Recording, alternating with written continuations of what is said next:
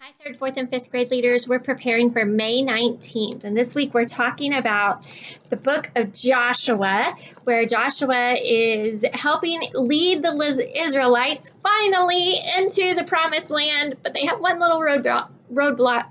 They get to the River Jordan. It's flooded because it's springtime. And so they need some God intervention to help them get across the river. And so God tells Joshua, I'm going to make you a promise and I need you to do something. My promise is I promise to go before you and to drive out all of the people from the land that I'm sending you to.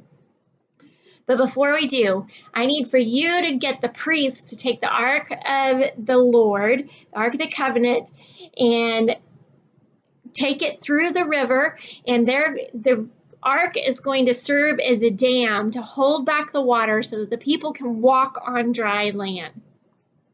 And when they do that, it will help them know that I am God and that I am with you, Joshua.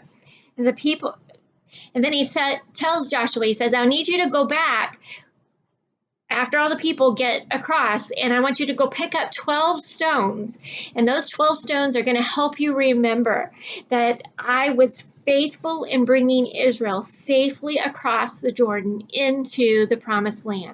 Remember, the Israelites have needed reminders all the way through their journey to remember that God is their number one, and God says, I want you to take these 12 stones so that you remember that I am God, that you can do nothing apart from me.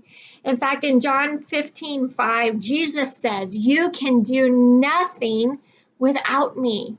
That we need our God and our Savior to go before us all the time. That God is at work with his people, and he is going to do even bigger things for the Israelites, saving them from enemies, and one day sending them a Savior. The cross is our reminder of what Jesus has done for us, a miraculous saving we could never do for ourselves. Your social activity for this series has been writing a number on a board and helping kids realize that it takes practice, lots and lots and lots of practice before we can get things to sink in. I'm not going to go through that with you today, but if you need some help and you want to do this activity with your kids, please come to me and I'll be happy to help get it started with you guys. The reason I'm not going to go through that is because your activity today in small group is going to take just a little bit of time, and I want to make sure that you see everything that we have going on here. All right, so you should have some bags of Model Magic clay, and the clay, each kid is only going to need a tiny bitty squeeze of that, really. Probably a little bit more than that, probably double that. Because what they're going to do is take some of it and form it around the straws that are in your bag. You're going to form it around their straws. This dough may be a little too dry for this. Anyway, they're going to form it around their straw. And I may not be able to finish this activity here today, so there's some Ziploc baggies in there for them. And what they're going to do is try to form 12 stones out of the bit of clay that you gave them. And then what you will find in your bag is also a bag of crosses and necklaces. Remember, the cross is our reminder of God's faithfulness to us. And what you're going to add to that are 12 stones, the 12 stones that the kids make.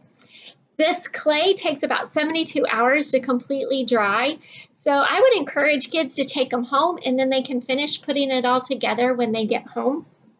And they can put it all in their Ziploc baggies that you were provided. They can put their necklace in there, as well as their straw with all of their stones on it. And then when they get home and it's dried out, they can take it out and put all of their stones on their necklace so that they have a way to remember that God is faithful to us. He was faithful to send us a Savior. He was faithful to the Israelites by bringing them across the river. He is faithful, and He wants for us to acknowledge that sin can rule our life if we do, if we let it, and that we need to be cautious of our words and our thoughts and our actions, so that our actions and our thoughts and our words can be honoring to God and following His commands.